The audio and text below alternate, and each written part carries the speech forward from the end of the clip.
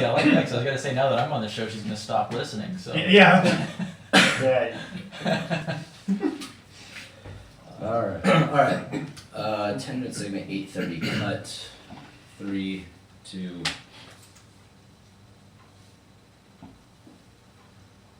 Welcome. You're listening to the Best of Investing on Fox News Radio 9:10 a.m. I'm your host, Edward Brown, along with my co-host, Mark Hoff of Pacific Private Money and Brian Burke of Praxis Capital. Today's going to be an awesome show. We have a CEO of a bank in the studio. This is going to be a great show. And a paddle.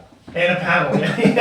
And for those of you listening for the first time, here's our format. A few guys, in this case 4 of us, sitting around the bar having drinks. Tom, did you remember the drinks? I have the scotch. You have the scotch. Excellent. Awesome. Okay, we're going to be talking business of the day. And listen to our phone number. I'm going to give it to you twice, all right? 888-912-1190. That's 888-912-1190. Write that number down, because during each commercial break, we're going to be giving away 3 vacations for answering trivia questions. And today's theme is movies from the 1980s. And that's right, we are giving away 9 vacations during this show. The vacations are sponsored by the Lighthouse Resort and Marina, which is located 1 hour northeast of San Francisco, and the vacations are free. Their only request is a $75 cleaning fee to cover housekeeping expenses.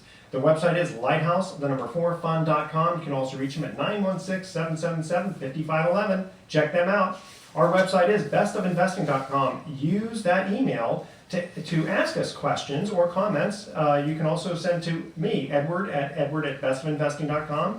And go ahead and check out our Facebook page. And we're going to have a new contest where go ahead and check like on our Facebook page, and we're going to give away some more vacations. We're going to randomly choose those people. Quick reminder, again, World Wraps in Corte Madera and Santa Clara is giving our listeners a free smoothie with purchase of a wrapper bowl. If you mention the Best of Investing, go there for lunch today.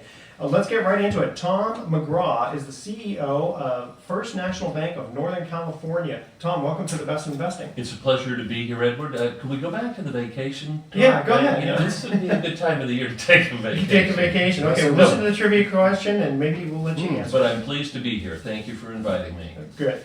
And you gave us a great list of questions. So, I'm going to ask the first one here. Okay, why is there such animosity towards Wall Street? Well, I think that there's a palpable anger that is evident today. If we go back and look at what happened with this horrific recession, the investment banks on Wall Street, the mortgage brokers around the country, and it really even goes further back, because there were political commitments made by the Clinton administration, also by the Bush administration, that we want to get millions of people into a home. Well, the reality is, 2 things have to happen if you're going to get people into a home. Either you have to reduce the price so they can afford it, or you have to give them cheap money.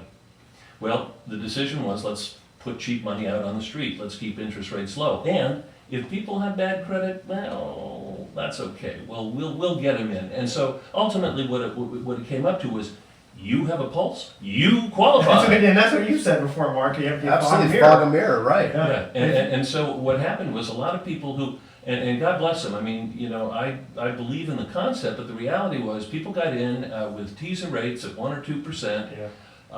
The sales pitch was, hey, we all know how real estate appreciates in California. In 3 years, it'll have appreciated. You could actually refinance with conventional lending instead of an adjustable rate, and you can even take some equity out. Well, the problem was, that didn't happen. Well, also, they had such a low down payment. Right. Well, in fact, in some cases, no No down down payment, yeah. So they were lending at money down. 100%.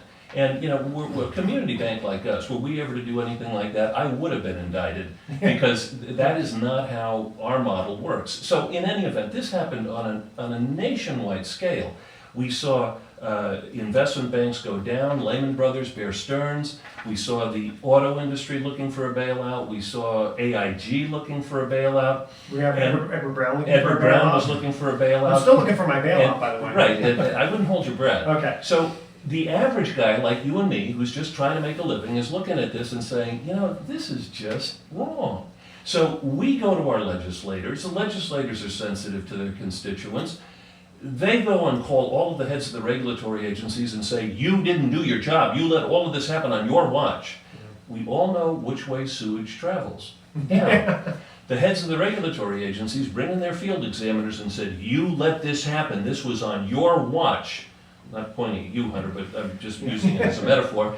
And you better go out and raise hell. So then what happens, the field examiners go out to the banks and say, we've changed the Constitution. You're guilty until proven innocent. So small banks like us feel the wrath of the regulatory anger, which has been fueled by public anger, and now what we're seeing is Occupy Wall Street. People who have had it, who feel that the fat cats are the ones who are getting money that they put at risk, and they lost it, and so the government's bailing them out. What about the average guys like us here in the room? Have we gotten any bailout money? No, I don't think so. My wife's giving me a couple extra bucks on the weekend. That's about as much as I get. So Tom, you talked about the regulatory anger, and I know that certainly affected my line of business, which is even private lending privately has been kind of caught up in that gillnet effect of all of these new regulations passed over the last 24 months, culminating with all of those included in the Dodd-Frank bill. Do you think that they've gone overboard, and how is it impacting how you operate? Absolutely, Mark. We're fortunate. We're about $720 million in assets. And what I'm reading is that really the safe place for a bank to be going into this new regulatory world is between $1 and $10 billion. The reason being that at $1 billion, you have enough resources to handle the additional regulatory burden. If you're over 10 billion, then you have a whole nother set of regulatory burdens to meet. So at 700 million, we're actually in an acquisition mode. We would like to pick up another bank to get to that $1 billion mark. Although we've been around for 48 years, our growth has been very slow, very deliberate. We've not grown just to say, for testosterone-crazed reasons that we're bigger, we're Well, also, better. you weren't forced to take TARP money, were you? No, we weren't forced No, to, see, but when you were, the really big banks were forced to take it. That's again, No, over exactly. 10 billion, But- you different. But I have, in the spirit of full disclosure, we took 12 million in TARP funds, and the reason was, we were not in financial trouble, but the landscape was so dark and so difficult to predict, we thought we may need a lifeline if this vortex continues to go down, if a lot of the large businesses in this country start to go bankrupt. Was it cheap money? It was 5% for the first 5 years, and then it jumped up to 9%. We were qualified for 20 million. We took 12, and we didn't like the idea of being a partner with the government, but we felt it was prudent and an abundance of caution on behalf of our shareholders to have that additional capital. And have you paid it back? Or is We paid it back, but we then took 12.6 million in the Small Business Lending Fund